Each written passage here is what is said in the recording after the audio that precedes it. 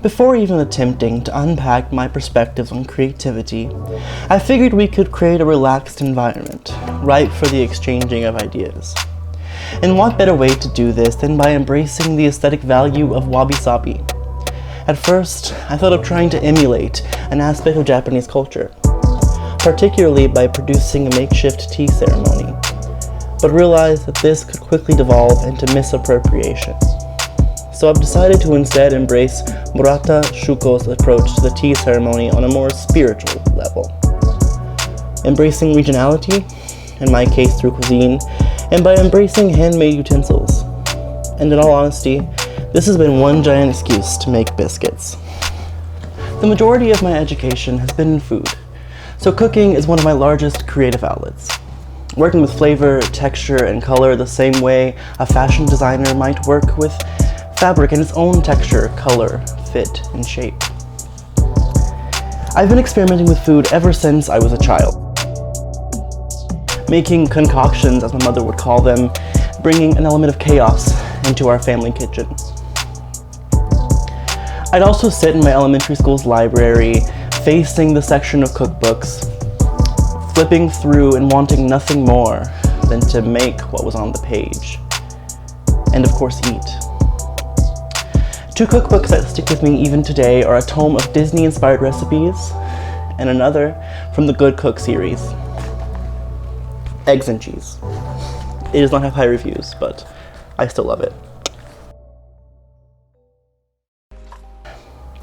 What I'm trying to say is, like Sir Ken Robinson, I too believe children are born into creativity.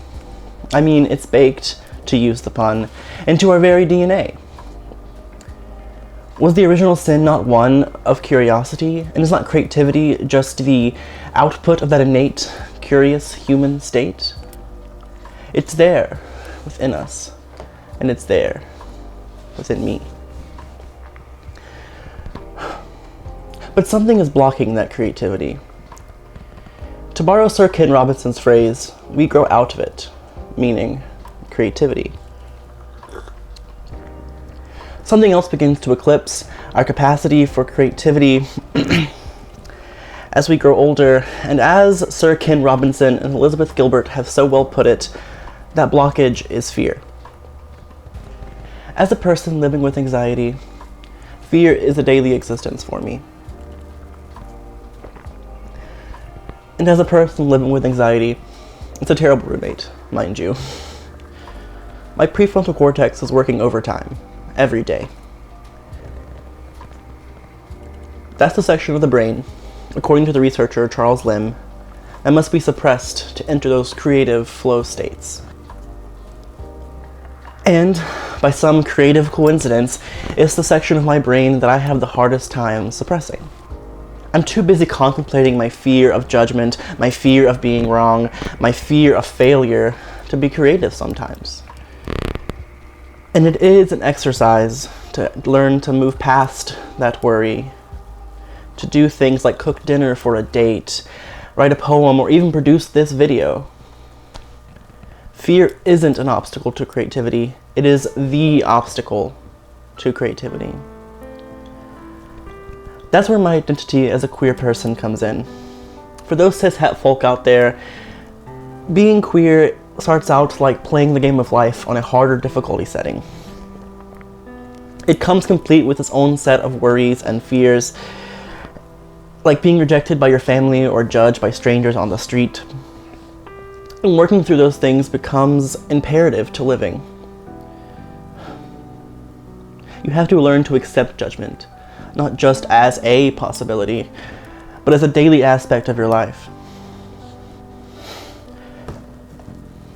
And I'd like to argue that being queer and having to work past those fears and judgments and lack of acceptance has made me a more creative person.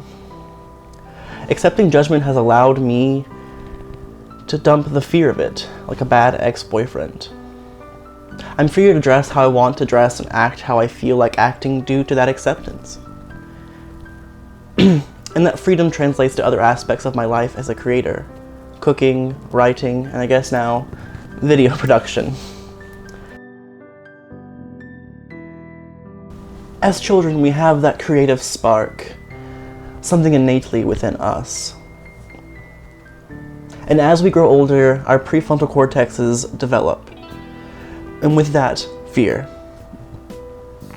And to unlock our truest selves, we must work through that fear to become what we always have been: creators, artists, writers, dancers, poets, engineers, cooks.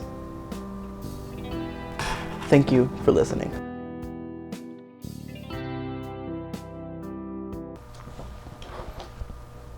Cat.